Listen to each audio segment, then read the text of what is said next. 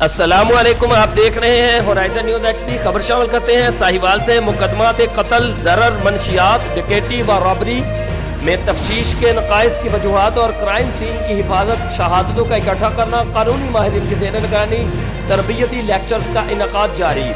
D P او ساہیوال صادق بلوچ کی ہدایت پر district police lines میں deputy district public prosecutor Asim حسین، assistant director anti corruption inspector عابد حسین اور D S P legal Aslam حیات جوتا کی زیر نگرانی تفتیشی افسران کی استعداد کار کو بڑھانے کے لیے تربیتی لیکچرز کا انعقاد جاری۔